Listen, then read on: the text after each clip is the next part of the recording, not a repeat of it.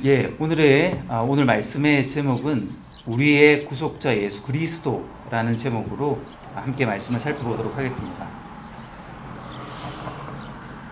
고린도전서 1장 30절 31절에 기록된 대로 예수님이 우리에게 어떤 분이 되시는가, 이전 시간에 지혜의 성별이 되신다는 것을 살펴보았습니다.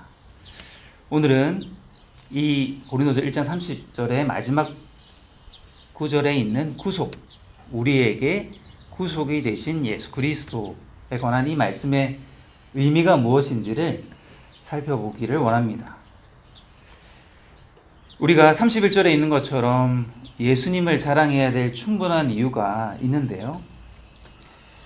무엇보다도 모든 말씀이 중요하고 지혜와 의와 성별, 우리에게 이러한 놀라운 분이 되신 예수 그리스도에 관해서 우리가 즐거워하고 자랑해야 되는데, 예수 그리스도의 이름의 그 본질적인 의미를 나타내는 그러한 부분이 구속이 되셨다라는 이 부분입니다. 구속이라는 단어가 의미하는 바가 무엇인지를 먼저 말씀을 드려야 될 것 같습니다. 우리가 구속, 자주 듣는 이 단어의 의미에서 1차적으로 자주 쓰이는 말은 자유를 제한하거나 속박하는, 그래서 범인을 잡아서 이렇게 감옥에 가두는 그러한 구속에 관해서는 우리가 뉴스에서도 자주 듣게 됩니다. 우리가 이 성경 본문에서 대면하는 이 구속이라는 단어는 아주 기독교의 독특한 단어가 되겠습니다. 그래서 우리가 가지고 있는 표준 국어 대사전에서도 기독교에서 쓰는 이 구속의 의미에 대해서 명확하게 기록하고 있습니다. 제가 그대로 읽어 드릴게요. 예수가 십자가에 못 박혀 인류의 죄를 대속하여 구원함. 이것이 사전적인 의미의 구속, 사전에 담겨있는 구속이라는 의미입니다. 여러분 이해가 되십니까? 자유를 속박하는 구속과 전혀 반대되는 뜻입니다. 죄로부터 우리를 구원함, 대신 속죄 업물이 되어주셔서, 우리의 죄를 위한 속죄 업물이 되어주셔서 죄로부터 우리를 구원한 그 구원의 의미가 구속입니다. 한자어인데요, 이 단어는 구원할 구, 그 다음에 속은 속죄할 속, 이렇게 되어 있습니다. 속죄가 무엇인가? 참 한자는 뜻의 글자이기 때문에 그 한자어를 잘 살펴보면 우리가 그 의미를 조금 더 이해할 수 있는데요. 이 속죄할 속은 지금 보여드릴 수가 없어서 그건 제가 말씀만 드릴 수밖에 없을 것 같습니다. 속죄할 속이라는 이 한자어는 조개패라는 그 의미하고 팔다라는, 매매할 때 팔다는 매, 이것이 결합된 단어입니다. 한자어가. 그래서 속전을 내다. 이 조개패 들어보신 경우도 있으실 텐데요. 옛날에 아주 진귀한 조개 껍데기를 화폐, 돈으로 사용했었습니다. 그래서 돈을 주고 돈과 관련해서 매매하는 의미가 이 속죄할 속이라는 단어에 담겨 있습니다. 그래서 속전을 내다, 어떤 사람을 구출하는 돈을 내다, 또는 다른 말로 하면은 돈을 주고 어떤 것을 산다, 값을 치르고 산다 할 때 이 속이라는 단어가 쓰이게 됩니다. 노예를 생각하면 우리가 쉽게 알 수가 있겠죠. 노예는 돈을 주고 그 물건처럼 값을 매겨서 사고 파는 대상이 되지 않습니까? 그래서 어떤 사람이 이 노예를 샀을 때, 노예로 잡혀온 어떤 사연은 있겠지만 그 노예의 가족이 있다고 한번 상상해 보십시오. 그 가족이 그 노예를 노예의 신분으로부터 구출하기 위해서는 그 노예를 사서 주인 행세하고 있는 그 사람에게 그가 치른 몸값을 대신 주게 될 때 그 노예를 노예된 신분으로부터 자유롭게 할 수가 있게 됩니다. 옛날에는 실제 그런 일들이 있었고요. 그래서 값을 치르고 그 대상을 자유롭게 한다는 것이 구속이라는 의미입니다. 예수 그리스도께서 어떤 값을 치르고 우리를 죄로부터 구원하신 그 의미에서 예수님이 우리에게 구속이 되신다라고 성경은 선언하고 있고요. 이 성경의 진리는 기독교의 주춧돌이 됩니다. 우리 믿음의 토대가 되고요. 우리가 이 구속에 대한 교리에 대한 확실한 믿음이 있을 때 우리는 진정으로 예수 그리스도로 말미암는 복된 은혜를 누릴 수 있게 되는 것입니다. 이 구속이 되신 예수 그리스도에 관한 성경적인 진리를 믿는 믿음이 없다면 우리는 참된 믿음을 소유한 자라고 할 수가 없습니다. 그러므로 구속, 우리의 구속자 되신 예수 그리스도에 관한 이 성경의 진리를 우리가 깊이 살펴보고 성경 곳곳에 기록되어 있는 이 중대한 진리, 이 진리에 대해서 우리 참으로 올바른 믿음이 있어야만 합니다.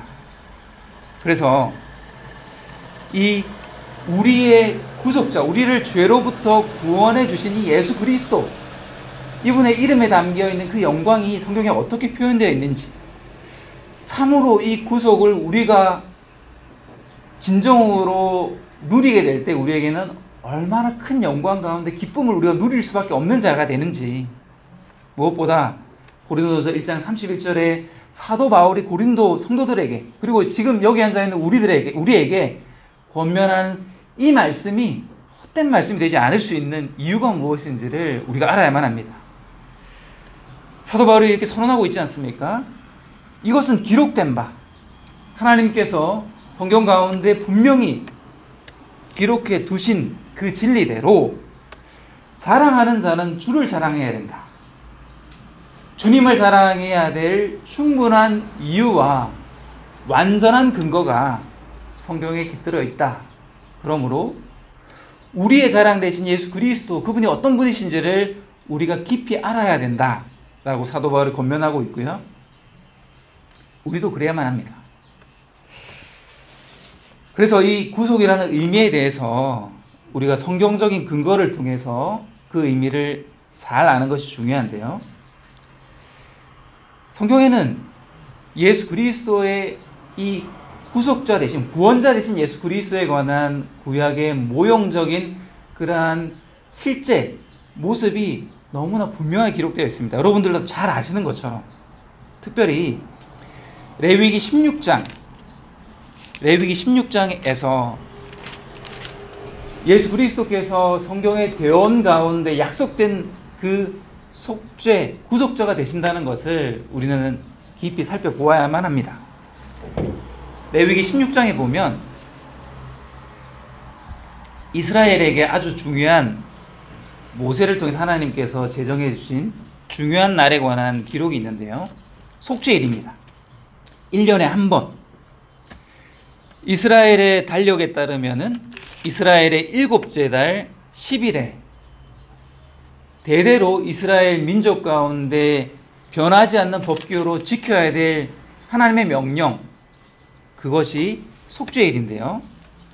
3절부터 제가 한번 읽어보겠습니다. 어떤 의미로 속죄, 우리의 속죄 대신 예수 그리스도를 우리가 이해해야 되는가를 생각할 때 아주 중요한 구약의 말씀입니다.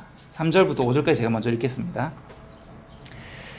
그런즉 아론은 어린 수소를 죄의 헌물로 삼고 순양을 번제 헌물로 삼아 성소에 들어올 것이요, 또 그는 거룩한 아마 속옷을 입고 살 위에 아마 반바지를 입으며 아마 허리띠를 띠고 아마 관을 쓸지니 이것들은 거룩한 의복들이니라.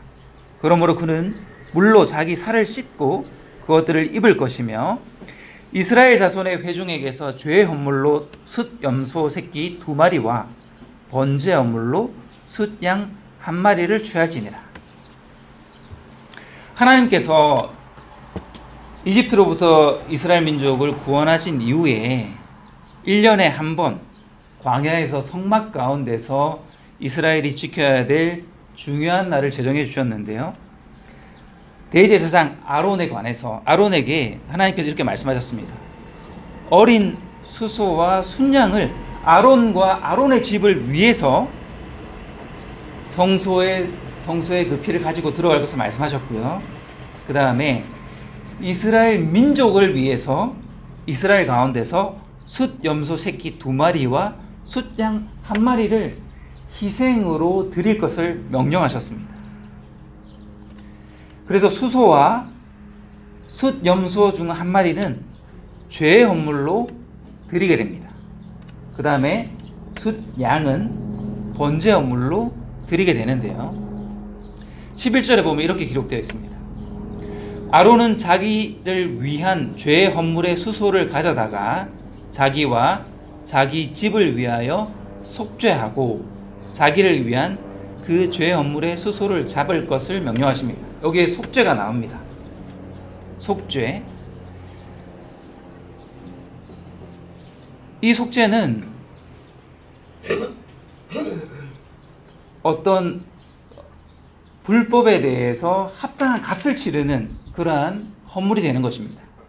그 다음에 14절에 보면 이렇게 그 수소의 피를 취해서 자기 손가락으로 긍휼의 자리 위에 동쪽으로 뿌리고 자기 손가락으로 그 피를 긍휼의 자리 앞에 7번 뿌릴지니라.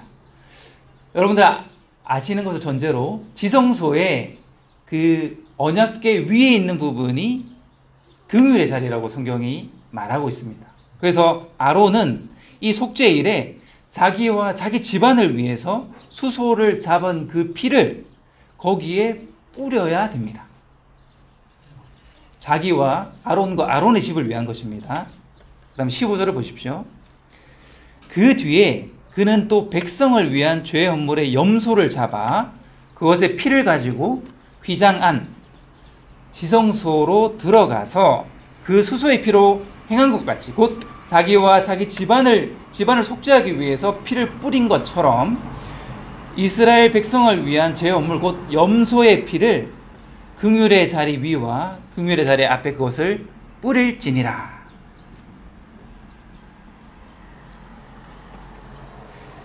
이것이 어떤 효과가 있는가? 하나님께서 왜 이렇게 지정해 주셨는가? 30절에 제가 읽겠습니다. 그날에 제사장이 너희를 위해 속죄하여 너희를 정결하게 하리니 이로써 너희가 너희의 모든 죄에서 떠나 주 앞에 정결하게 되리라. 하나님께서 제정해 주신 속죄의 법입니다. 법. 유일한 법의 제정자가 되시는 모든 진리의 근원이 되신 하나님께서 이스라엘 민족의 죄에 대해서 속죄는 반드시 하나님께서 제정해 주시는 이 방법대로 해야 한다고 명령하셨고, 그들이 이 말씀에 쫓아서 제사장이 이 모든 하나님의 명령에 순종해서 그 일을 행했을 때 하나님 앞에 모든 죄가 그 죄의 속죄를 받고 하나님 앞에 그들이 정결하게 된다, 이렇게 선언하신 것입니다. 그래서 34절에 보면 이것은 이스라엘 자손의 모든 죄로 인해 한 해에 한 번, 일곱째 달 10일에 한 해에 딱 한 번 속죄하기 위해 너희에게 영원한 법규가 될지니라. 34절에 이렇게 모세를 통해서 하나님께서 명령하십니다. 이것이 속죄의 원리이자 예수 그리스도를 우리의 속죄자가 되신 속죄주가 되시는 예수 그리스도에 관한 모형, 그 모형입니다. 예수 그리스도께서 어떤 일을 하실 것인가에 대해서 성경이 증언하고 확증하고 있는 것입니다. 우리는 이 하나님께서 정해 주신 속죄의 법칙이라는 것을 마음에 새겨두어야만 합니다. 신약의 예수 그리스도에 관한 모형이 이렇게 제시되었다는 것을 우리는 어떤 다른 우리의 생각을 개입하지 말고요, 하나님께서 어떻게 죄를 속죄하게 하시는가, 그리고 어떻게 해야만 속죄가 이루어져서 하나님 앞에 정결하게 될 수 있는가, 사람의 생각이 아닙니다. 이스라엘 민족들이 고안행된 것도 아니고요. 하나님께서 명령하신 것에 이스라엘 민족이 어떤 것을 덧붙인 것도 아닙니다. 오로지 하나님께서 모세를 통해서 말씀해 주신 그대로 정해진 때, 정해진 한 날에 하나님께서 정하신 방식을 쫓아 희생제물을 통해서 그 피를 가지고 지성소에 들어 하나님 앞에 설게 될 때 아론과 이스라엘 민족 모두가 그 죄로부터 사함을 받고 하나님 앞에 정결하게 된다는 것. 히브리서 9장에서 사도 바울은 히브리 민족들에게 역사적으로 그들 민족들 가운데 이어져 왔던 이 하나님의 법, 율법, 법규의 의미를 이렇게 신약 그 원리 가운데 이렇게 선언하고 있습니다. 성령님께서 표적으로 보여주신 것이다. 사인으로 보여주신 것이다. 실제 예수 그리스도께서 어떻게 죄인들의 죄를 속하게 되는가? 그 원리와 법칙과 의미는 이 속죄일에 이스라엘이 행했던 이 속죄 헌물을 드리는 것, 그 피를 가지고 가는 것, 그것과 동일하다는 것을 성경에서 분명하게 선언하고 있습니다. 히브리서 9장 11절에 이렇게 되어 있죠. 그러나 그리스도께서는 다가올 좋은 일들의 대제사장으로 오시되 손으로 만들지 아니한 성막, 곧 이 건물에 속하지 않은 더 크고 완전한 성막을 통해 오셔서 염소와 송아지의 피가 아니라 자기 피를 힘입어 단 한 번 거룩한 곳에 들어가사 우리를 위하여 영원한 구속을 얻으셨느니라. 레위기 16장의 말씀을 제가 살펴보는 이유가 여기에 있습니다. 예수 그리스도께서는 육신을 입고 이 땅에 오신 우리의 대제사장이 되신다고 성경은 분명히 말씀하고 있죠. 그분은 이스라엘 민족이 광야 가운데 성막, 어떤 성막, 텐트의 모양으로 있는 건물, 그 안에서 속죄의 은혜를 누린 것처럼, 그런데 하나님의 뜻 가운데 이러한 건물이 아니라 더 완전한 성막, 곧 성전 자체이신 예수 그리스도의 몸, 말씀이 육신이 되신 예수 그리스도, 그분께서 헌물로 바치신 자신의 몸을 말씀하는 것입니다. 하나님의 아들이 죄 있는 육신의 모양으로 오셔서 제가 방금 읽어드린 것처럼 염소와 송아지의 피가 필요했죠. 구약의 이 속죄일에 속죄의 은혜를 누리기 위해서 염소와 송아지의 피를 가지고 가야만 하나님 앞에 그들이 받아들여진 자가 되었습니다.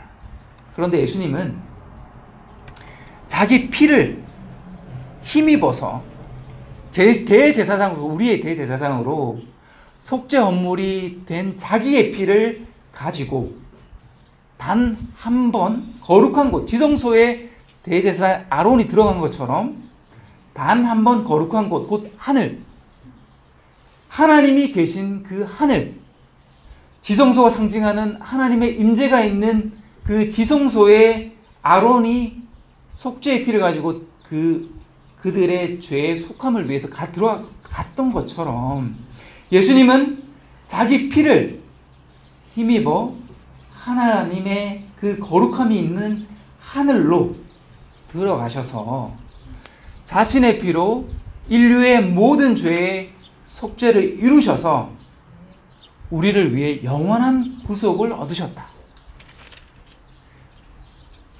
이스라엘 민족은 민족적으로 이 속죄일이 되는 달마다 반복해서 1년에 다 한 번씩 계속 속죄를 드려야 됐었는데 예수님은 마지막 때에 오셔서 단 한 번 고난을 당하시고 십자가의 죽음을 통해서 일회적인 구속이 아니라 염소와 송아지의 피가 완전히 깨끗게 할 수 없었던 그 한계가 아니라 완전한 구속, 그리고 영원토록 지속되는 구속을 얻으셨다.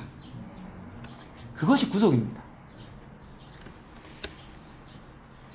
10절에서도 그런 히브리서 10장에서도 이 의미를 더 풀어서 사도 바울이 우리에게 말하고 있습니다. 12절에 보면 죄들로 인해 한 희생물을 영원히 드리신 뒤에 하나님 오른편에 앉으셨다. 속죄가 이루어지기 위해서는 하나님 앞에 가야만 합니다. 그런데 죄인은 결코 그 죄를 가지고 하나님 앞에 갈 수가 없습니다. 죽음을 당하기 때문에요. 성막도 마찬가지입니다. 하나님께서 아마옷, 속옷부터 시작해서 대제사에 쓰는 관, 띠는 허리띠, 모든 것에 대해서 하나님께서 정해주신 아마옷을 입을 것, 거룩한 대제사장의 옷을 입어야 될 것을 명령하신 이유가 하나님 앞에 의 없이, 하나님께서 인정하시는 의 없이 죄인이 죄 있는 모양 그대로 가서 주님 앞에 설 수 없다는 것을 이 성경이 우리에게 말씀하고 있는 것입니다. 그런데 하나님 예수 그리스도께서는 한 희생물 자신을 영원히 드리신 뒤에 이제 어디에 계십니까? 하나님 오른편에 계십니다. 생각해 보십시오. 이스라엘의 대제사장이 하나님께서 매일 계속해서 이 지성소에 있게 하셨다면 해마다 같은 희생물을 자주 반복해서 드릴 이유가 없게 됐을 것입니다.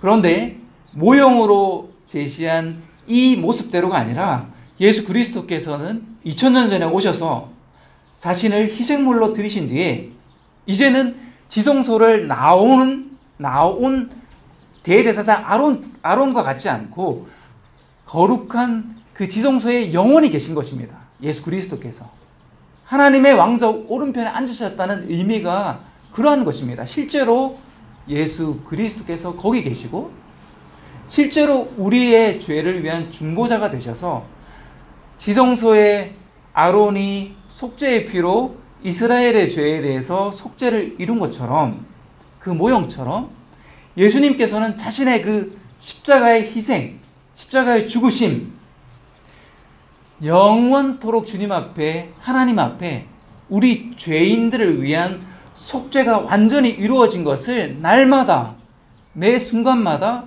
거룩하신 하나님이 계신 지성소, 하늘에서 우리를 위한 그러한 완전한 중보자가 되신다는 것을 지금도 예수 그리스도께서 거기 계시면서 우리를 위한 확실한 구속자가 되신다는 것을 거룩하신 의로우신 하나님 앞에 보이고 계신 것입니다. 그래서 예수님의 이 구속은 영원한 구속입니다. 영원토록 지속되는 구속. 그래서 다시는 죄로 인한 허물이 없다는 선언.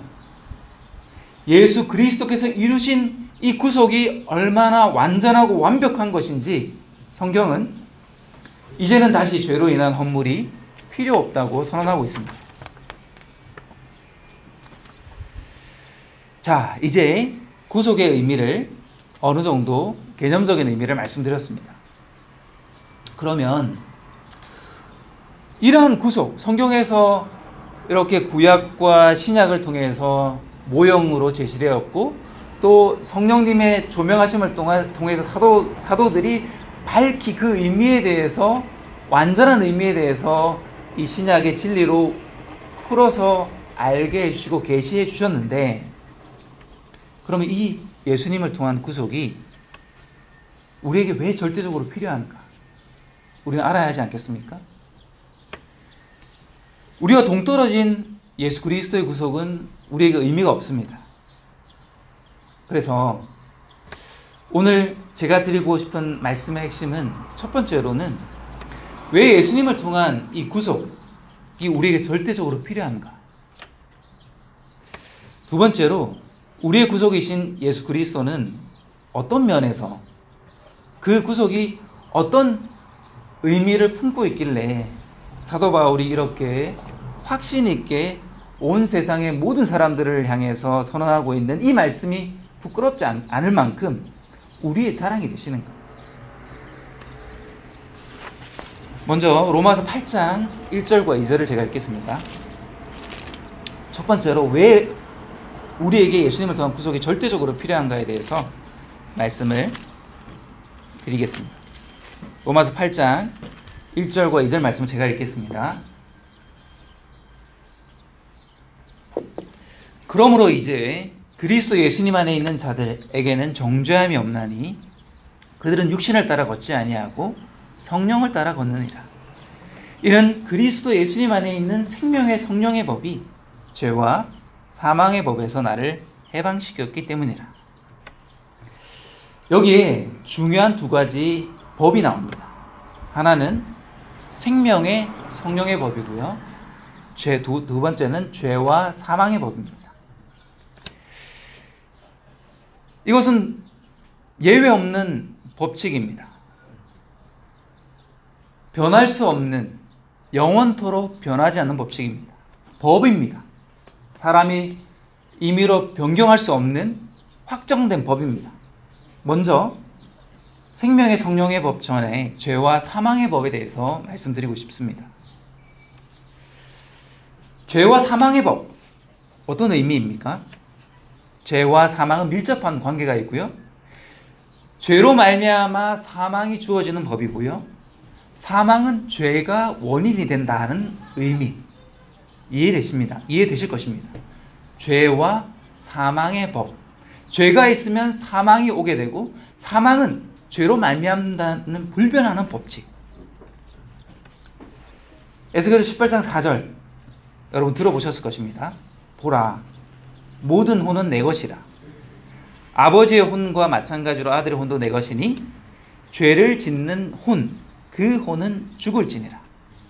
우리가 죄의 근원에 대해서 창세기 아담의 범죄, 선악과를 먹는 그 하나님의 명령을 어기는 그 죄의 실체가 무엇인지에 대해서 이전에 설교 시간에 들었습니다. 하나님께서 그때 제정해 주신 것처럼 그 열매를 먹는 날에 너가 정녕 죽을 것이다. 그 죽음은 하나님의 말씀에 대한 불순종, 그 본질적으로 죄를 범했기 때문에 아담과 이브가 죽음, 아담으로 말미암아 아담의 불순종으로 말미암아 죄가 세상에 들어오고 그 죄로 말미암아 사망이 왔다라는 것을 우리는 알고 있습니다.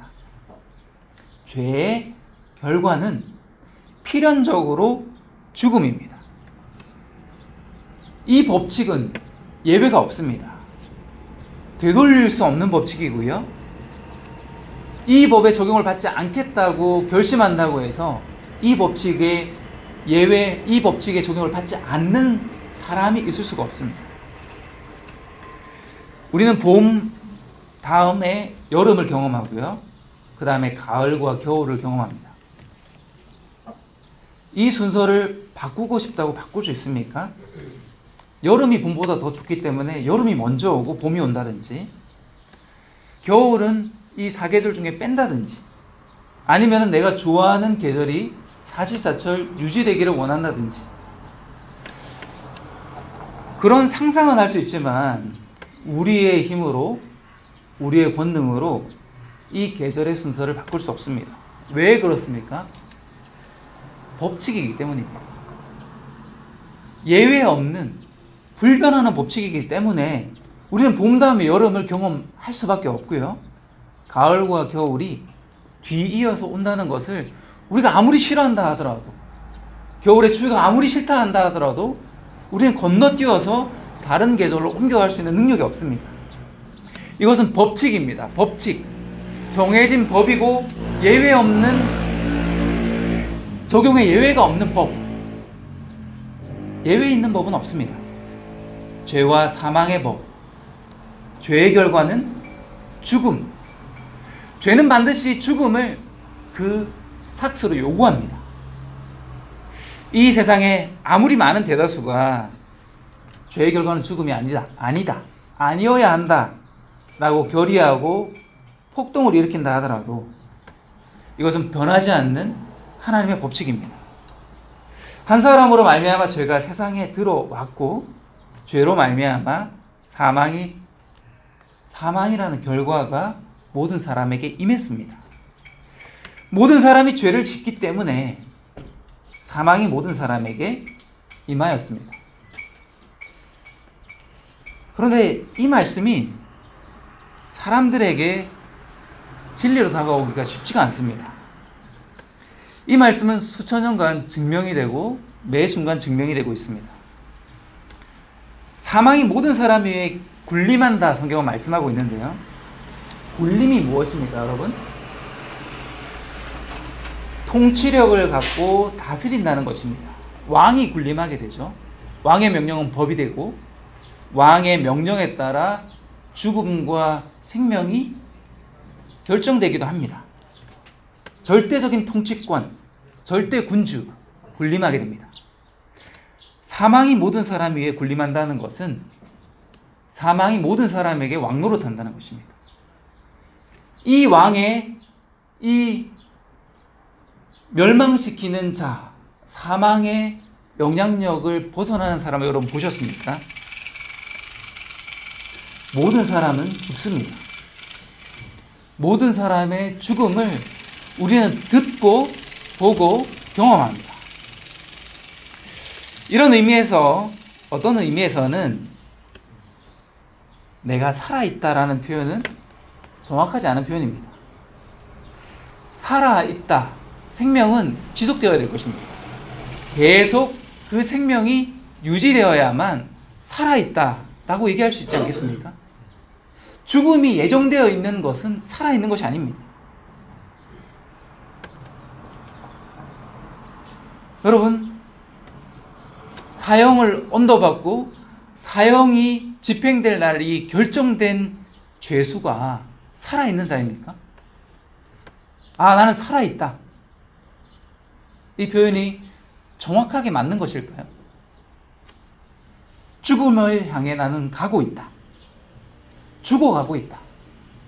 그것이 오히려 더 그 사람의 지금 상태를 정확하게 표현하는 말이 아닐까 싶습니다. 여러분, 죽음은 생명이 그 영향력을 점차 사그라들어서 마치 불빛이 점점 희미해져서 꺼지는 것처럼 그 결과로 죽음이 온다고 생각하지 마십시오. 절대 그렇지 않습니다. 생명의 영향력이 점점 사그라들어 사람이 죽는 것이 아닙니다. 육신이 약해져서 죽는 것은 맞는데요. 죽음이라는 자체를 한번 생각해 보십시오. 생명이 있었는데 생명이 점점 그 기력이 떨어져서 죽음이 오는 게 아니고, 우리의 육신의 죽음은 우리가 본질적으로 죽음 가운데 있다는 것을 더 밝히 증명하는 증명의 시간입니다. 우리가 살아있는 존재가 아니라 예수 그리스도를 믿는 믿음이 없는 이 땅의 모든 아담의 후손은 살아있는 생명을 가진 존재가 아니라 죽음을 품고 있는 존재가 되고, 그 죽음이 하나님의 때에 정말로 그 사람이 죽음을 소유한 죽어있는 자라는 것이 증명되는 때가 우리 육신의 죽는 날, 장래일이 되는 것입니다. 이 왕이 지금도 우리 주위에서 군림하고 있고요. 여기에 있는 우리 위에도 그 영향력을 미치고 있습니다. 그런데 어둠과 무지 가운데 있는 사람은, 그리고 더욱이 자신의 생각, 하나님의 선언보다 자신의 생각과 판단을 신뢰하는 교만 가운데 있는 자는 이 법칙을 인정하지 못합니다. 죄와 사망의 법칙을 잘 인정하지 않습니다. 할아버지와 할머니가 돌아가시는 것을 보고도, 또 자신의 부모가 돌아가시는 것을 보고도 관에 누운 모습을 본 사람도 이 법칙에 자신은 예외가 될 것처럼 생각하고 말하고 행동합니다. 부고를 듣고 부조를 하는 경험을 여러분 많이 해보셨을 것입니다. 근데 그 죽음이 나와 연관을 맺고 있다는 생각이 그런 생각이 드시던가요? 내가 알던 사람, 어떤 교제와 관계를 맺던 사람이 죽어서 그 장례식장에 위로를 하기 위해서 가긴 가는데, 그 죽음이 나에게도 군림하고 있다는 것이 잘 느껴지시던가요? 똑같은 사람이고 똑같은 원리에 따라 살고 있음에도 불구하고 그 사람의 죽음은 마치 나와는 전혀 상관없는 죽음처럼 많은 사람들이 그렇게 생각하기 때문에 장례식장에 가서도 자신에게도 이 죽음이 임할 것을 생각하고 안타까워하고 애통하기보다는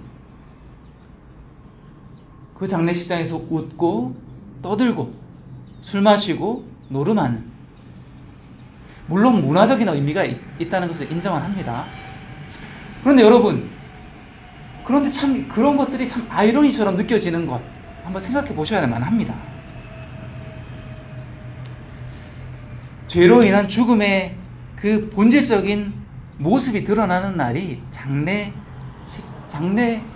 장례를 치르는 그 날이라는 것 기억해야만 합니다.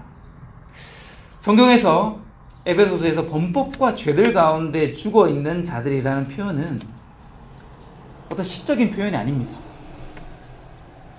죽어 있는 자들, 성경은 아담의 후손으로 예수 그리스도의 구속을 받지 못한 사람들을 향해서 그는 산 자가 아니라 죽어 있는 자다 선언하고 있습니다.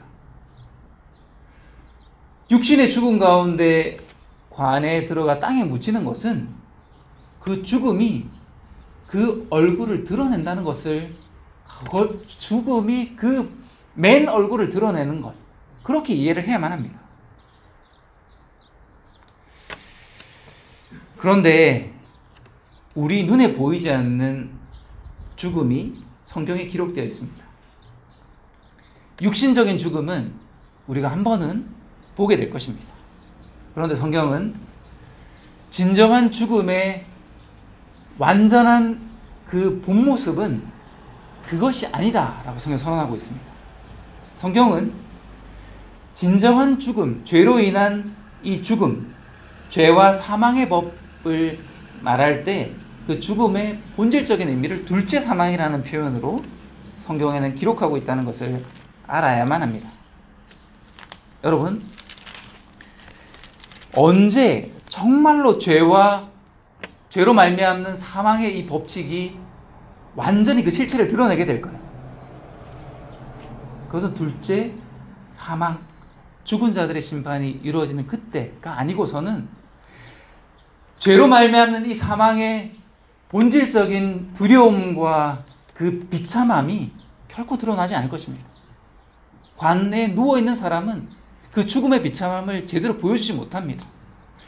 슬픔으로 그 사람을 위해서 눈물 흘리는 가족들은 있을 수 있겠지만 그 죽음의 그 실체, 본질적인 그 죽음이 가져다주는 그 절망적이고 영원한 그 심판의 본 모습은 관에 누워있는 사람은 결코 보여줄 수가 없습니다. 성경은 둘째 사망을 분명하게 말씀하고 있습니다.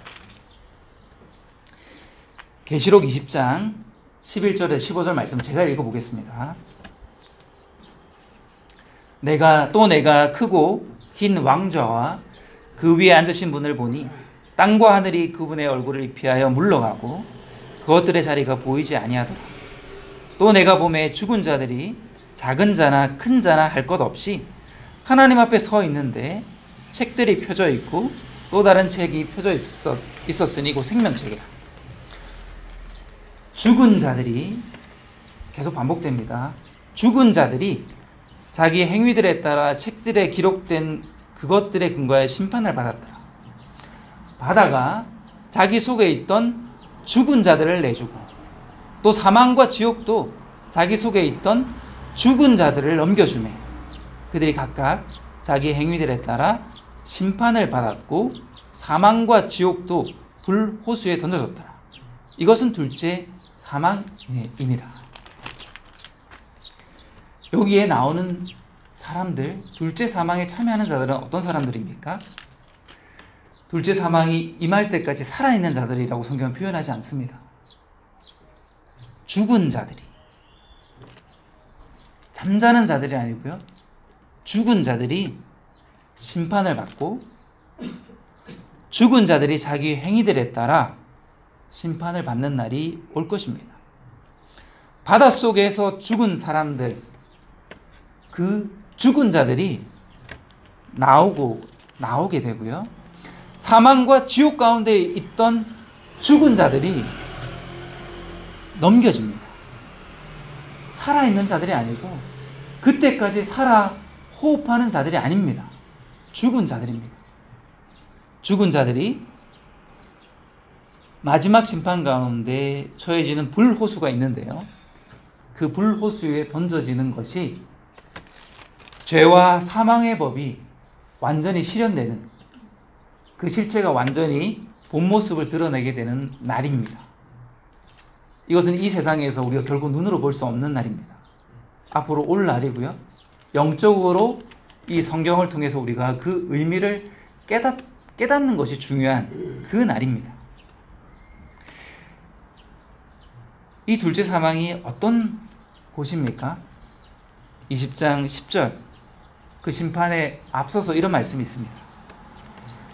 또 그들을 속인 마귀가 불과 유황호수에 곧 그 짐승과 거짓 대언자가 있던 곳에 던져져서 영원 무궁토로 밤낮으로 고통을 받으리라. 영원 무궁토로 고통을 받는 곳이 마귀와 거짓 대언자가 짐승과 함께 던져지는 호수, 둘째 사망입니다. 영원 무궁토록 지속되는 것이 죽음입니다. 성경도 한 번 죽는 것은 사람들에게 정해진 것이고 둘째 사망이 있음을 말하고 있지 않습니까? 이것 뒤에는 심판이 있겠다. 이 심판 이후에 그 죽음의 본 모습이 드러나게 되는데 성경은 그것을 영원한 심판, 영원 무궁토록 고통받는 불호수에 던져지는 둘째 사망이라고 표현하고 있습니다. 누구든지 생명책에 기록된 것으로 드러나지 않는 자는 불호수에 던져졌더라. 앞으로 일어날 일에 대해서 성경이 우리에게 말씀하고 있습니다. 이 세상 신이 사람들의 눈을 가리고 그들의 생각을 희미하게 만들고 그들의 주의력을 흩뜨려서 보지 못하게 하는 이 세상 신이 가장 감추고자 하는 가장 큰 진리가 무엇입니까? 그것은 영원한 것은 절대 없다. 생명도 죽음도. 이것은 노래로, 드라마로, 영화로, 책으로, 강연으로 수많은 사람들을 속이고 있는 이 세상의 신이 주입하는 진리입니다. 영원한 것은 절대 없다.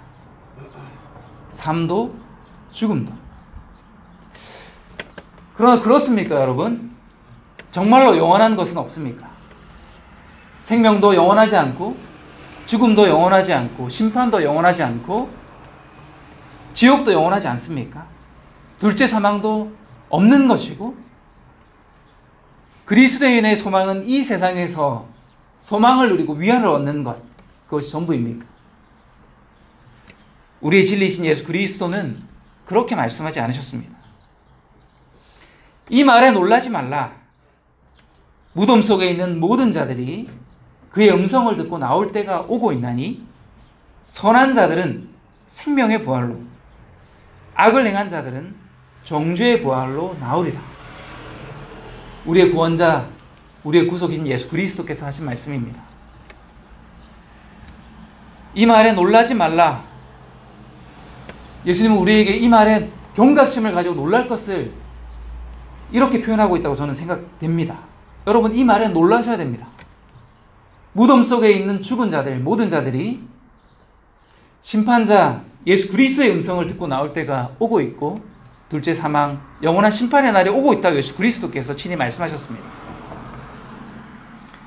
영원한 생명의 부활이 있을 것이고 영원한 정죄의 부활, 죄와 사망의 법이 적용되는 사람들이 얻게 되는 부활이 있을 것입니다. 예수 그리스도는 이렇게 선언하십니다. 생명도 죽음도 영원하다. 우리는 이 말씀에 귀를 기울여야만 합니다. 예수님은 자신이 이 땅에 오신 이유, 그 본질적인 뜻이 무엇인지를 이렇게 말씀하셨습니다. 나를 보내신 분의 뜻은 이것이니 곧 아들을 보고 그를 믿는 모든 자가 영존하는 생명을 얻는 것이니라. 마지막 날에 내가 그를 일으키리라. 영원한 생명을 말씀하셨습니다.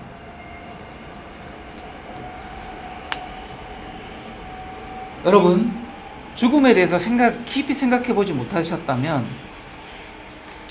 여러분은 아직 예수 그리스도의 복음의 진면목을 경험하지 못하는 것입니다. 죄와 사망의 법은 우리가 그렇게 가볍게 넘겨도 될 그러한 것이 아닙니다. 이 세상에 태어난 모든 사람들은 태어나면서부터 예외 없이 이 법의 지배 아래에 있게 됩니다. 왜냐하면 모든 사람이 아담의 후손이기 때문입니다. 이 법칙에 적용되면서도 이 법칙을 외면하는 것처럼 어리석은 자는 없을 것입니다. 여기에 죄의 두려움이 있습니다.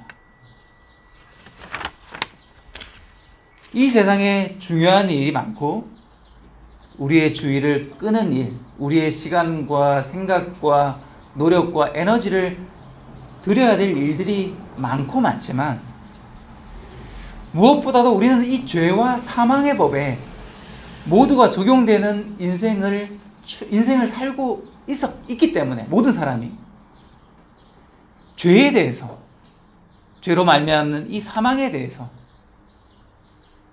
어리석은 자들이 하는 것처럼 마치 그런 일은 절대 일어나지 않을 일들처럼, 그리고 이 영원한 형벌이라는 것이 그렇게 두려워해도 하지 않아도 될 만큼 가벼운 것인 것 마냥 죄에 대해 이야기하고 죄에 대해서 생각해야 하고 죄의 결과로서 사망, 심판이 어떤 의미가 있고 죄로 말미암는 삭신, 이 사망이 하나님의 의로운 심판이라는 것에 대해서 주의를 기울이지 않는 것은 너무나도 안타까운 일이 아닐 수 없습니다.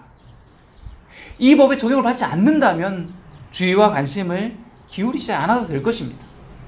그러나 세상의 모든 사람들은 두 가지 법칙, 이 죄와 사망의 법으로부터 구원받은 생명의 성령의 법 아래에 있는 사람 외에는 모두가 반드시 이 죄와 사망의 법에 따라 죄로 말미암는 이 사망의 굴림을 받으면서도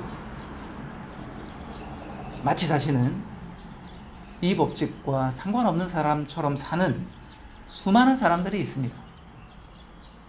말씀을 들어도 죄의 삭은 사망이고 죄로 말미암는 이 영원한 심판, 정죄의 부활의 의미에 대해서 성경이 이렇게도 두려운 말씀 가운데 예수 그리스도의 입술을 통해서 말씀하고 있음에도 불구하고 여전히 눈을 가리기를 원하고 외면하기를 원하는 사람이 있다면 그 사람이야말로 이 죄와 사망의 법에 완전히 압도된 사람이라고 하지 않을 수가 없습니다. 여기 계신 분들은 어떻습니까? 여러분의 이 법에 적용을 받지 않을 분들이 혹시 있으십니까? 나는 죄와 사망의 법에 적용받지 않는다 라고 생각하거나 나랑 상관없는 일이지, 그게 무슨 중요한 일이야, 그렇다면 그 이유를 한번 여러분의 마음속에서 찾아보십시오. 그렇게 말할 수 있는 충분한 근거가 과연 있으면서 그런 생각을 붙들고 있는지 생각해 보시기를 권면드리고 싶습니다. 무엇보다 중요한 것이 죄의 문제입니다. 이 세상에 진로, 직업, 결혼, 수없이 중요한 일들이 많죠. 그러나 이 죄로 말미암는 결과인 사망, 그리고 둘째 사망에 관한 이 성경의 기록을 우리가 보게 된다면 가장 중요한 것은 이 죄와 사망의 법으로부터 우리가 어떻게 구출을 받을 수 있는가, 거기에 우리의 모든 시간, 우리의 모든 마음을 기울이는 것이 얼마나 필요한 것입니까? 스스로는 이 죄와 사망의 법으로부터, 이 죄와 사망의 법칙을 끌어낼 수 있는 힘을 가진 사람이 아무도 없습니다. 아담의 후손으로 태어난 모든 사람은 예외 없이 성경에서 모든 사람, 모든 자, 모두가 얼마나 강조하고 또 강조하고 있습니까? 일부의 사람이 아니라 모든 사람이, 무덤 속에 있는 모든 자들이, 첫째 육신의 죽음을 당한 모든 자들이 예외 없이 심판자 되신 예수 그리스도의 음성을 듣고 무덤에서 나올 때, 그때가 있을 것을 성경이 말하고 있지 않습니까? 이것이 여러분의 마음에 가까이 다가오지 않거든 여러분 구하셔야만 합니다. 보여주시도록. 여러분, 죄가 눈에 보입니까? 죄의 결과는 알 수 있다 하더라도 죄 자체에 대해서는 우리가 눈으로 볼 수 없습니다. 우리 안에, 육체 안에 죄가 있다고 성경이 말씀하고 있는데요, 죄는 어떤 개념이 아닙니다.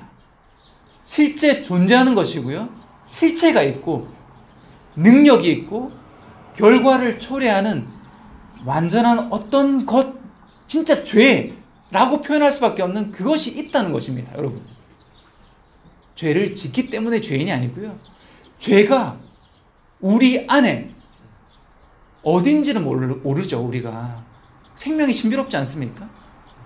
우리의 심장에 있는 것도 아니고 콩팥에 있는 것도 아니고 우리의 다른 장기 내에 어떤 자리를 잡고 죄가 존재하는 것은 아니지만, 우리 안에, 모든 아담의 후손 안에 이 죄가 실체로서 존재한다는 것을 누가 부정할 수가 있겠습니까? 이 죄를 품고 있으면서도, 이 죄가 항상 24시간 매 순간순간 우리 안에 존재함을 생각하면서도 이 죄의 문제에 대해서 크게 생각하지 않는다는 것은 자신의 생명을 너무나도, 그 생명의 고귀함과 가치를 너무나도 무시하는 그런 어리석음입니다. 여러분, 죄의 문제가 중요합니다. 이 죄의 문제가 해결된다면 우리는 죄와 사망의 법으로부터 구출받을 수가 있습니다.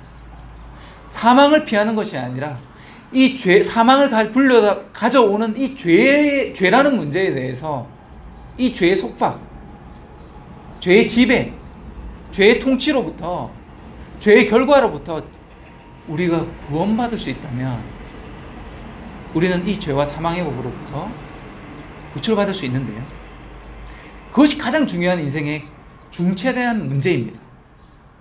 모든 것을 제쳐두고 우리는 이 죄, 내 안에 있는 이 죄, 그 죄에 대해서 볼 줄 알아야만 합니다. 성경의 조명을 통해서 이 세상에 그 어떤 다른 진리가 이 죄에 대해서 알려줄 수가 없습니다. 왜냐하면 예수 그리스도의 이 십자가의 은혜로 구원의 감격을 누리지 못한다면 그 어떤 사람도 죄의 본질에 대해서, 실체에 대해서 알 수가 없습니다. 소경이 소경을 인도하는 것처럼 죄에 대해서 그릇된 오해와 그릇된 관념을 심어줄 수밖에 없는 것이지, 죄의 실체, 본질, 죄를 대면하고 그 죄의 결과에 대해서, 성경의 경고에 대해서 정말 깨어있는 마음으로 대면하지 않는다면 그 사람에게 참으로 소망이 없습니다. 두 번째로 생명의 성령의 법에 대해서 살펴보도록 하겠습니다. 에베소서 1장 7절 말씀을 제가 읽겠습니다. 그 사랑하시는 자 안에서 우리가 그분의 풍성한 은혜에 따라 그분의 피를 통해 구속, 곧 죄들의 용서를 받았다. 성경은 생명을 가져다주는 법을 이렇게 말씀하고 있습니다. 그 사랑하시는 자, 하나님께서 사랑하시는 자, 예수 그리스도 안에서 우리가 그분의 풍성한 은혜에 따라 예수 그리스도의 피를 통해 구속을 얻는데요. 구속의 의미는 성경은 분명하게 말씀하고 있습니다. 곧 죄들의 용서. 우리가 레위기 말씀을 통해서 본 것처럼 구속, 죄로부터 사함받는 은혜, 그것을 성경은 죄들의 용서. 성경의 수많은 주옥과 같은 은혜의 말씀이 담고 있는 진리가 죄들의 용서입니다.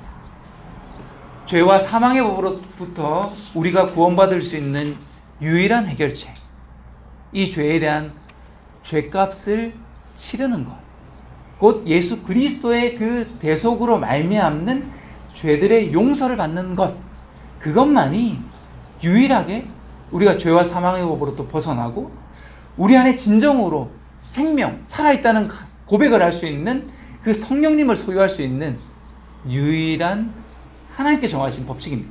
구원의 법칙입니다. 모든 사람이 죄를 범해서 하나님의 영광에 이르지 못했던 이 비참한 상태를 누가 구원해 주셨습니까? 그리스도 예수님 안에 있는 구속이 이 비참한 죄의 속박으로부터 우리를 구원해 주셨습니다. 그리스도 예수님 안에 있는 구속을 통해 하나님의 은혜로 우리가 죄의 용서함을 받고 값없이 의롭게 될 때, 예수 그리스도 그분의 피가 어떤 효력이 있는지를 알고 믿는 믿음을 통해 우리의 죄에 화해 헌물로 제시된 예수 그리스도를 믿음을 통해 우리의 과거의 죄들이 사면함을 받는 은혜, 그것이 구속입니다. 죄들의 용서입니다. 따라서 우리가 구속, 곧 죄들의 용서를 생각할 때, 알게 될 때 우리는 성경에서 말씀하고 있는 그리스도 예수님, 하나님의 은혜, 예수님으로 말미암는 값없이 의롭게 되는 그 칭의의 교리, 그분의 피의 효력, 그분의 피를 믿는 믿음, 예수님께서 왜 십자가에서 죽으셔야만 했는지에 대해서 구약의 그 증거를 통해 예수님이 우리의 죄를 위한 화해 헌물이 되신다는 것, 그 결과로 우리가 죄들의 사면, 죄에 대해서 예수 그리스도께서 죽음으로 우리를 위한 대신 죽는 죽음을 통해 죄의 그 결과, 사망을, 죄에 대한 보상을, 죄의 값을 예수님께서 다 치르셨기 때문에 우리가 죄의 용서함을 받는 이 은혜를 누린다는 것, 이것이 구속입니다. 그분께서 우리의 고통을 대신 짊어지셨기 때문에 그분께서 우리의 슬픔을, 죄로 말미암는 결과, 죄의 효력, 죄로 말미암는 그 수많은 비참함과 어두움을 대신 담당하셨기 때문에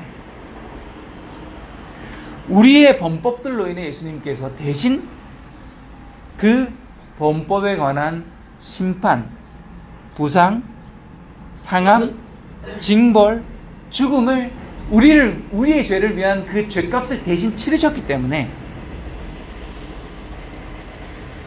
우리가 구원을 받는다는 것. 예수님께서 우리의 범법, 불법을 담당하셨기 때문에 우리가 죄로부터 용서를 받을 수 있다는 것. 우리 모두의 불법을 하나님께서 예수 그리스도 그분께 담당시키셨다는 이 진리를 우리가 믿음으로 믿게 붙들게 된다면 예수 그리스도의 그 피의 효력, 그 죽음의 놀라운 효력을, 구원의 은혜를 우리가 얻게 된다는 것. 그것이 생명의 성령의 법으로 우리가 옮겨지는 것이고 죄와 사망의 법으로부터 우리가 구원받는다는 것의 본질적인 의미입니다. 여러분, 예수 그리스도 그분의 복된 이름의 의미를 이러한 측면에서 우리가 살펴볼 때 얼마나 우리 마음 가운데 큰 은혜가 임하게 됩니까? 그녀가 아들을 낳으리니 너는 그의 이름을 예수라 하라. 이는 그가 자기 백성을 그들의 죄들에서 구원할 것이기 때문이다. 예수님의 이름은 예수, 구원자. 우리를 대속하시는 분, 우리의 죄들의 용서를 이루신 분, 구속을 이루신 분, 구원자.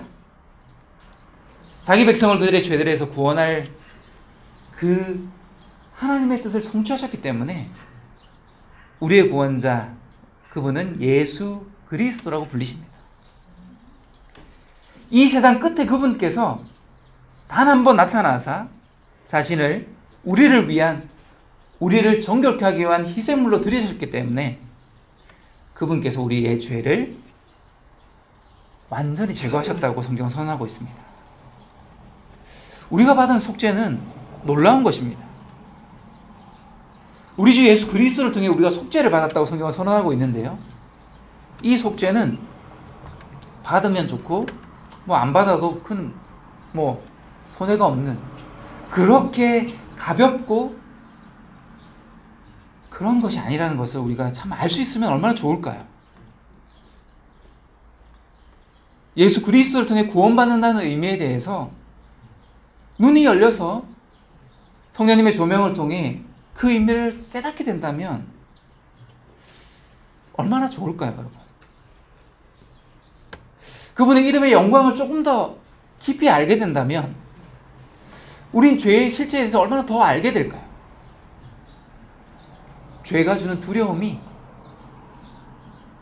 얼마나 큰 것인지, 죄가 얼마나 넘치도록 넘쳤는지 우리가 좀 더 알 수 있다면 우리는 예수 그리스도의 이 죽음의 의미를 좀 더 가깝게 실제적으로 체험적으로 알 수 있지 않을까요? 예수님을 통해 용서함을 받는다는 이 성경의 놀랍고 복된 진리가 우리의 마음을 뛰지 못하게 하는 이유는 과연 무엇일까요, 여러분? 우리의 마음에 기쁨을 주지 못하는 이유, 다른 모든 것을 불구하고 우리가 하나님께 감사와 찬양을 드려야 될 충분한 이유가 있음에도 불구하고 우리가 예수 그리스도, 나의 주 예수 그리스도라는 이 고백 가운데 우리의 마음이 벅차지 않는 이유는 무엇입니까? 우리가 보지 못하기 때문입니다. 우리가 그분의 놀라운 이 속죄의 은혜를 영적인 시력을 얻어 제대로 볼 수 없기 때문에 우리는 예수 그리스도께서 나를 위해서 대신 죽어주셨다, 주님께서 나의 죄를 위해 십자가에서 대신 죽으셨다라는 이 말씀에 대해서도 아무런 감흥이 없고 감흥이 적고 그 말씀이 나에게 어떤 영향력을 끼치지 못하는 이유는 이 말씀이 예수 그리스도의 대속의 은혜가 적은 것이 아니라 그것을 우리가 이해하는 우리의 지각이 어두워져 있고 그것을 보는 우리의 눈이 가려져 있기 때문임을 통해야만 합니다. 예수님께서 자신을 희생물로 드리셨습니다. 말로 선언하신 것이 아니라 실제로 예수 그리스도께서 당하신 그 고난을 통해 죄의 모든 죄값을 다 예수 그리스도께서 온 인류를 위해, 모든 하나님의 선택한 자를 위해 그 값을 다 치르셨다는 것을 우리가 정말로 좀 더 볼 수 있다면 우리는 이 예수 그리스도께서 우리의 구속이 되신다는 이 단 한 가지 은혜로 말미암아 얼마나 그분을 자랑하고 또 자랑하고 그분이 우리의 유일한 자랑과 기쁨이 되고 그분으로 말미암아 우리가 넘치는 기쁨과 이루 말할 수 없는 영광 가운데 그분을 높이는 은혜가 임하지 않겠습니까? 우리는 예수 그리스도 그분께 주목해야만 합니다. 사람들은 너무나 이기적이어서 자기가 받는 어떤 이득, 결과에 집착하는 경향이 있습니다. 하나님의 이 구원에 관한 교리를 접할 때도 우리는 조심해야만 합니다. 예수 그리스도를 믿는 믿음을 통해 구원을 얻는다. 결과는 예수 그리스도의 십자가가 있기 때문에 주어지는 것입니다. 그 십자가에 달리신 분이 어떤 분이신지를 우리가 더 깊이 알아야만 합니다. 그래야만 우리는 그 십자가의 의미가 주는 본질적인 영광을 더 누릴 수가 있게 됩니다. 여러분, 우리를 죄에서 속죄하시기 위해서 십자가에서 달리신 그분이 어떤 분이십니까? 사도 베드로는 이렇게 말하고 있습니다. 그리스도께서 죄들로 인하여 한 번 고난을 받으사 의로운 자로서 불의한 자를 대신하셨으니 이것은 그분께서 육체 안에서 죽임을 당하셨을 때 성령으로 말미암아 살아나셔서 우리를 하나님께로 데려가려 하심이라. 여기 아주 중요한 표현이 있는데요. 그리스도께서 우리의 죄들로 인하여 고난을 받으셨는데 우리의 구원자 되신 예수 그리스도는 의로운 자십니다. 의로운 자로서 불의한 자를 대신한 것이 예수 그리스도의 십자가입니다라고 사도 베드로는 우리에게 이야기하고 있습니다. 여러분, 이 의미를 깊이 깨달아야만 합니다. 불의한 자의 죄를 구속하기 위해서는 반드시 의로운 자의 죽음이 필요합니다. 여러분, 파산한 자가 다른 사람의 빚을 대신 갚아주는 경우를 보신 적이 있으십니까? 사형을 선고받은 죄인이 살인의 죄를 범한 자의 죄값을 대신 지불할 수 있겠습니까? 우리의 죄를, 사람들의 아담의 후손의 죄를 구속하시기 위해서 죄가 없으신 분이 절대적으로 필요했습니다. 흠없는 어린 양 같으신 예수 그리스도의 피가 필요했다는 것입니다. 여러분, 예수 그리스도께서 어떤 분이십니까? 하나님의 아들, 죄 없으신 분. 그분에게는 어떤 불이나 어떤 해가 없으시고 더러움도 없으시고 죄인들로부터 분리되시고 하늘들보다 더 높이 경배와 존귀와 찬양을 받게 합당하신 분.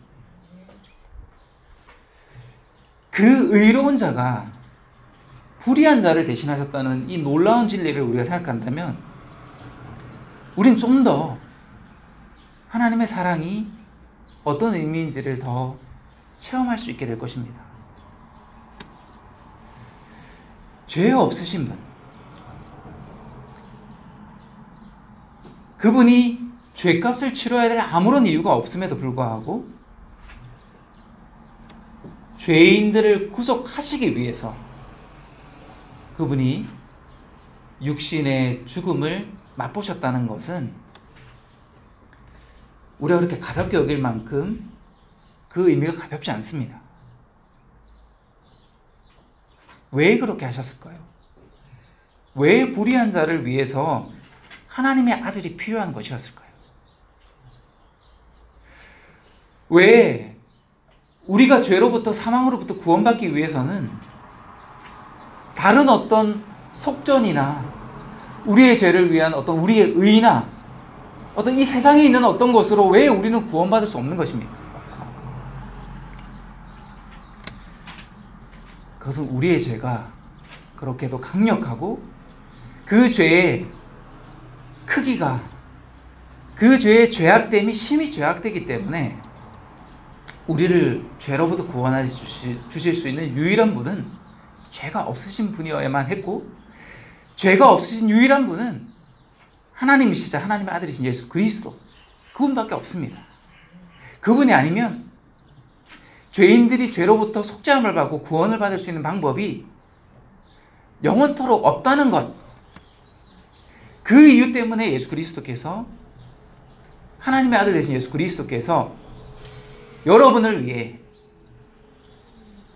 하나님을 사랑하지 않고 하나님께 감사하지 않던 여러분들을 위해, 죄를 가운데서 주님의 뜻을 순종하지 않았던 여러분을 위해 예수 그리스도께서 죽으셨다는 것이 구속, 죄들의 용서의 의미입니다.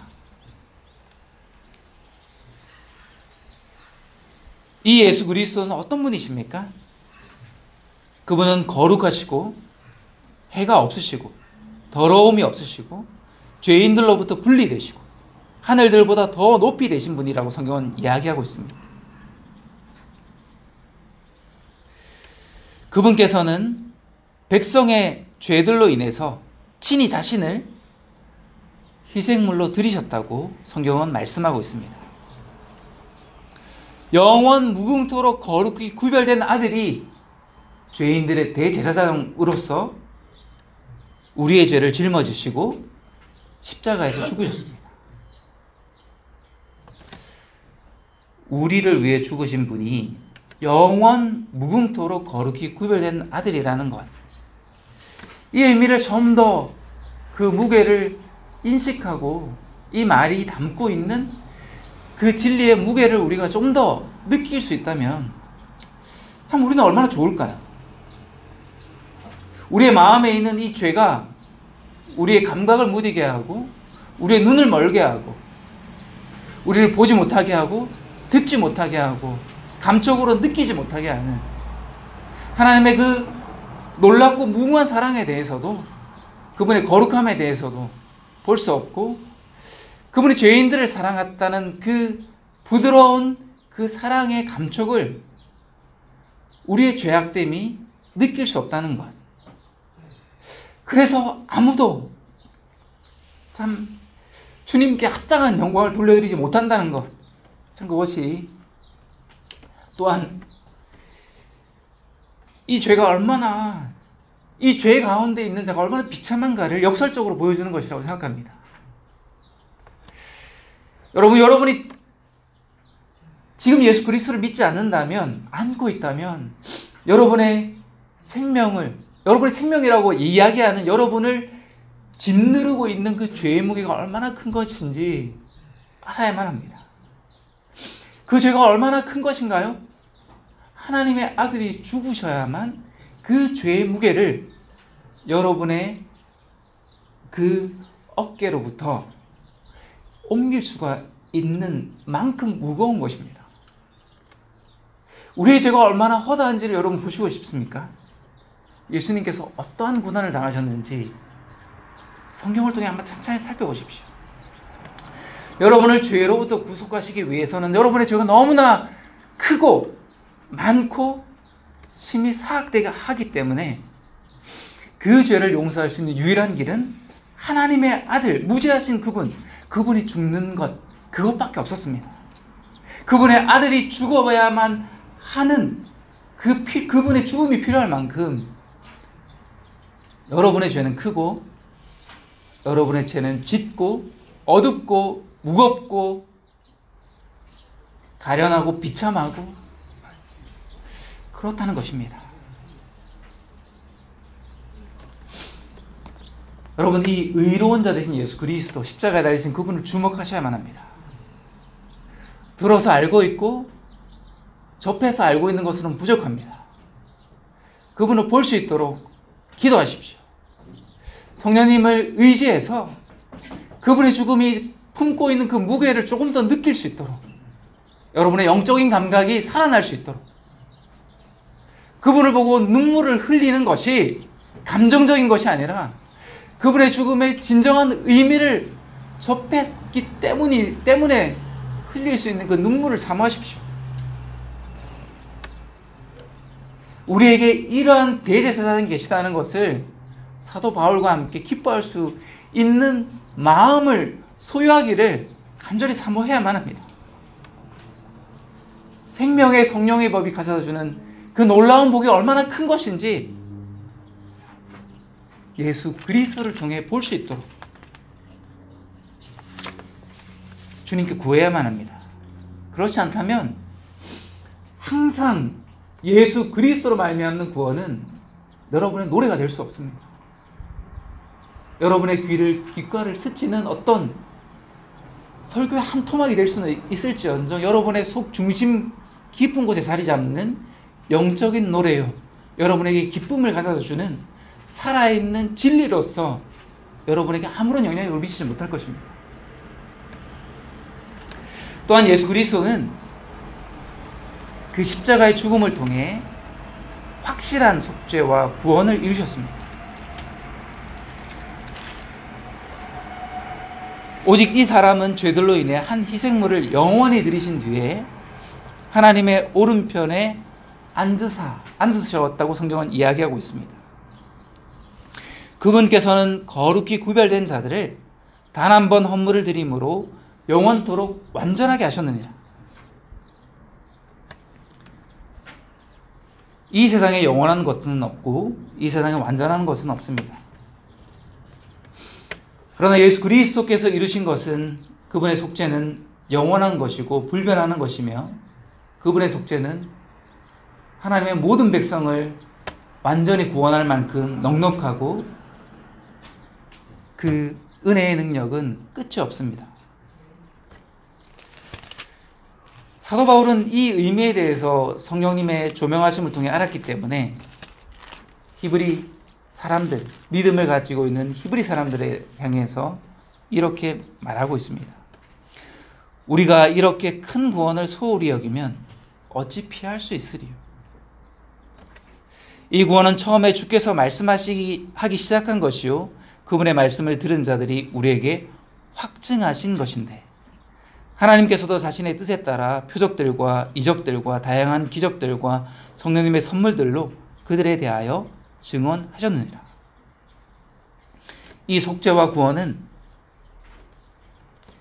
확증된 것입니다. 예수 그리스도의 죽음으로 영원토록 확증된 것이고 성경의 확증이 지금도 살아있고 역사적인 확증이, 역사적인 증거가 구름과 같이 허다한 증인들로 인해서 여전히 증명되고 있습니다. 여기에 있는 믿음을 통해서 예수 그리스도의 구원을 얻은 분들이 그 증인이고 이 예수 그리스도의 속죄와 구원이 영원하고 완전하다는 것을 확증하는 증인들입니다. 저도 그 증인에 낄 수 있어서 감사합니다. 이 확증이, 이 성경의 확증이 얼마나 확실한 것입니까? 그로 말미암아 우리가 체험하고 느껴야 될 것은 예수 그리스도로 말미암은 이 구원이 얼마나 큰 것입니까? 여러분을 주목하지 마시고 십자가에 달리신 예수 그리스도께서 이루신 일에 우리가 집중해야만 합니다. 그분의 말씀, 그분의 행동, 그분의 표정이 어땠을지, 복음서에 기록되어 있는 예수 그리스도께서 이 땅에 육신을 입고 행하셨던, 걷고 사람들 가운데 말씀하시고 그들을 만지시고 그들이 예수 그리스도를 붙드는 것을 거절하지 않으신 그분의 모든 것, 삶의 모든 것을 한번 영적인 지각을 통해 상상해 보십시오. 생각해 보시고 그분의 표정이 어땠을지, 무엇보다 십자가 위에서 죽으실 때까지 예수 그리스도께서 당하셨던 그 고난, 왜 그러셨는지, 사람들의 조롱과 채찍과 침뱉음과 그 가운데 예수 그리스도께서 어떤 표정을 지으셨는지, 십자가 오른쪽 양쪽에 달린 강도들을 향해 예수 그리스도께서 말씀하실 때 그분의 표정이 어땠을지, 그 죄사함의 은혜를 구원받은 강도에게 말씀하실 때 그분의 권능이 얼마나 놀라운 것일지, 말씀을 통해, 성령님의 조명을 통해 우리가 알기를 애쓰고 노력해야 하지 않겠습니까? 그분은 멀리 계신 분이 아닙니다, 여러분. 여기에 있는 어린아이들, 청소년들, 학생들, 이 예수 그리스도는 멀리 계신 분이 아닙니다. 여러분이 살아있는 생명이, 살아있다고 느끼는 그 매 순간순간이 이 예수 그리스도의 은혜로 말미암는 것임을 알면은 얼마나 좋을까요?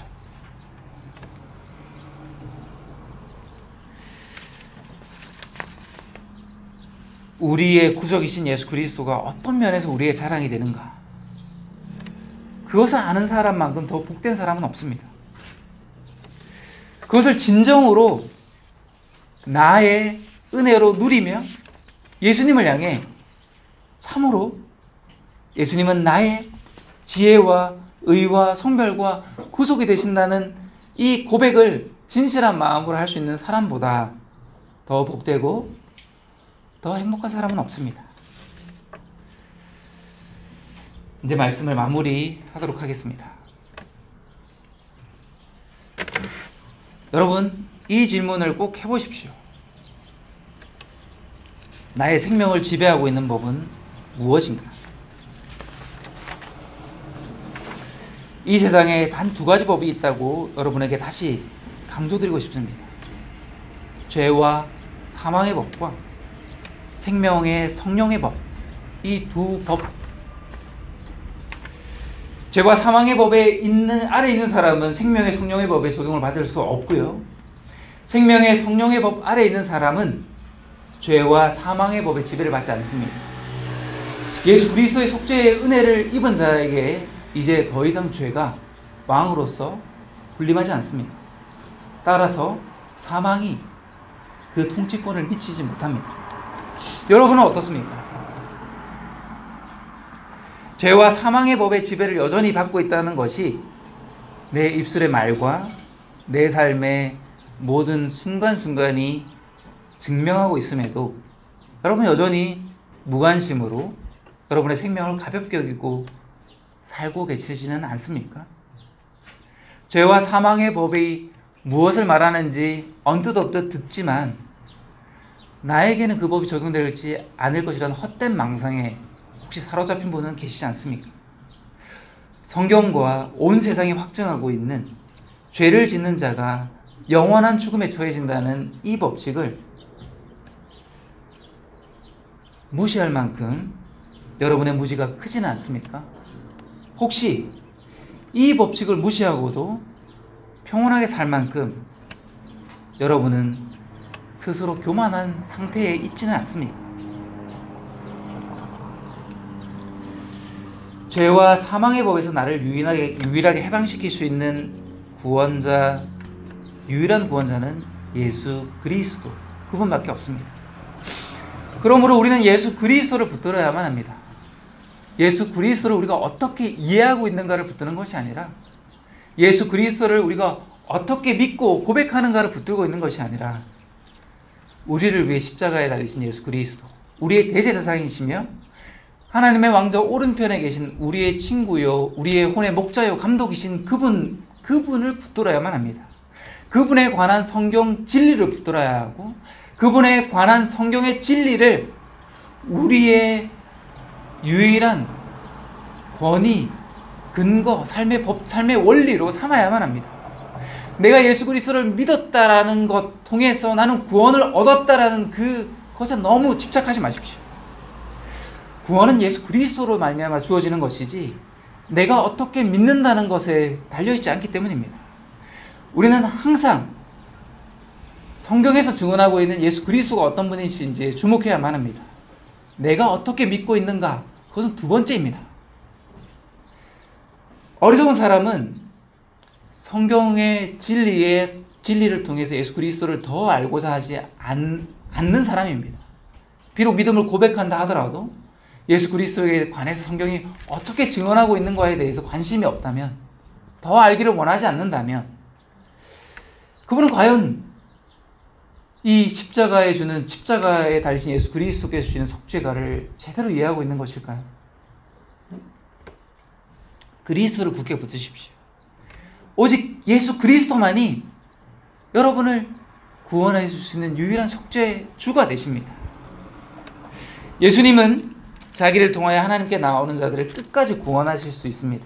왜냐하면 우리의 영원한 대제사장이시며 지금 하나님의 왕자 오른편에 계시기 때문입니다. 대제사장이 지정소에서 속죄의 피를 가지고 하나님 앞에 서서 그 속죄의 은혜를 누린 것처럼 지금도 예수 그리스도께서는 참된 성막, 참된 성전이 되는 하늘에 거룩하신 하나님의 왕자 오른편에 우리를 위한 대제사장으로서 이미 십자가를 통해서 이루신 속죄를 영원토록 하나님 앞에 증언하고 계시고 주님을 주님의 이름을 부르며 구원을 갈망하는 모든 자를 향해 지금도 영원한 대제사장의 역할을 하고 계십니다. 그러므로 여기 혹시 구원을 소망하는 분이 계십니까? 진정한 구원을 갈망하는 분이 계십니까? 의심 없이 성경이 증언하는 이 진리가 나의 진리가 되기를 간절히 사모하는 분이 계십니까? 풍성한 긍휼이, 풍성한 구속이 있는 예수 그리스도, 그분께 여러분의 마음을 드리십시오. 그러면 됩니다. 시편 130편 7편에서 7절에서 시편 기자는 이렇게 외치고 있습니다. 이스라엘은 주께 소망을 둘지어다. 주께 긍휼이 있으며 그분께 풍성한 구속이 있도다. 여러분, 얼마나 복된 선언입니까? 우리는 소망을 둘 수가 있습니다. 주님께 긍휼이 있고 우리 주 예수 그리스도 그분께, 그분의 십자가에 풍성한 긍휼, 온 세상의 모든 죄인을 구원하고도 넉넉할 만큼 풍성한 구속이 예수 그리스도의 십자가에 있습니다. 그러므로 우리는 자랑해야만 합니다. 예수 그리스도를 자랑합시다. 의로운 자들아, 너희는 주를 기뻐하며 즐거워할지어다. 마음이 올바른 모든 자들아, 너희는 기쁘게 외칠지어다. 무엇을 외쳐야 됩니까? 그리스도 예수님은 하나님에게서 나사 우리에게 지혜와 의와 성별과 구속이 되십니다. 여러분, 예수 그리스도는 나의 지혜와 의와 성별과 구속이 되신다는 고백을 여러분이 진실한 마음으로 할 수 있다면 여러분은 가장 복된 인생을 살고 있습니다. 여러분은 기뻐 외치고 또 외쳐야만 합니다. 우리에게 구원을 가져다 주시는 이 예수 그리스도는 영원한 통치자가 되시기 때문입니다. 말씀을 마치겠습니다.